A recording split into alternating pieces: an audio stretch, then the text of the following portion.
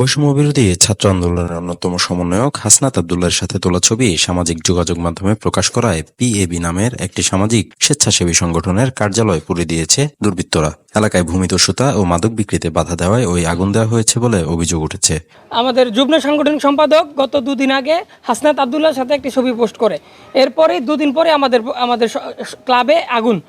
আর এর আগে আপনারা জানেন সচিবালয়ে আগুন দেওয়া হয়েছে, এখন আমাদের ক্লাবে আগুন দেওয়া হচ্ছে। এ দ্বারা আমাদের একটা বড় একটা অংশ যারা সমাজকে পরিবর্তন করে সক্রিয়ভাবে কাজ করতেছে তাদেরকে দামিয়ে রাখার জন্য একটা বড় ষড়যন্ত্র চলতেছে। এদিকে ক্ষতিগ্রস্ত ওই স্বেচ্ছাসেবী সামাজিক সংগঠনের কার্যালয় পরিদর্শন শেষে অফিসটি পুনঃস্থাপনের দায়িত্ব নিয়েছেন গরিবের ডন হিসেবে পরিচিত জাপান বাংলাদেশ প্রিন্টিং প্রেসের চেয়ারম্যান সেলিম প্রধান। সচিবালয়ে আগুন জ্বালাইছে ষড়যন্ত্র, সম্পূর্ণ প্ল্যান করে কাজ করা, এইটাও প্ল্যান করে কাজ করা। এটা কোনো ন্যাচারাল কোনো কিছু না, এটা সম্পূর্ণ প্ল্যান করে কাজ করা। ওদের মন ভাঙ্গা দেওয়া যাতে ওরা সামনে আগাইতে না পারে। আমি বিশ্বাস করি ওরা এখন থেকে আরও 10 ডবল শক্তিশালী হবে। ওদের পাশে আমাদের বাংলাদেশ আছে, এটা কিন্তু স্বাধীন বাংলাদেশ ভুলে যাইস না। আর একবার আমাদের যুদ্ধ করতে হবে। তো আমরা যেই পর্যন্ত আমাদের অধিকার ফেরত না পাবো 100%, সেই পর্যন্ত তোমাদের যুদ্ধ চালাই যেতে হইব।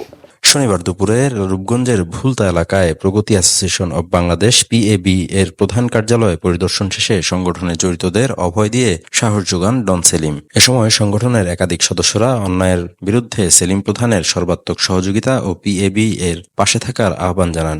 জাতীয় নাগরিক কমিটি বৈষম্যবিরোধী ছাত্র আন্দোলন সবাই সক্রিয়ভাবে কিভাবে কি কর্মসূচি করা যায়, আমাদের প্রগতির কিভাবে ডেভেলপ করা যায়, সমাজের মাদক শিক্ষার প্রয়াস কিভাবে করা যায়, ওইভাবে আমরা আগাচ্ছিলাম। আমাদের কর্মসূচি ছিল এই।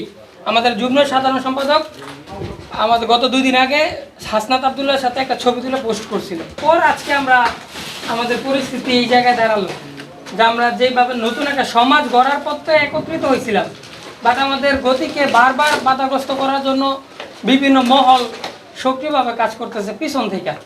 আমার শত্রু তারাই যারা দেশে ভালো চায় না।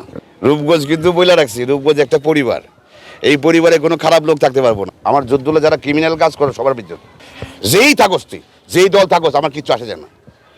যারা খারাপ কাজ করবি দেশের, সবই আমার শত্রু।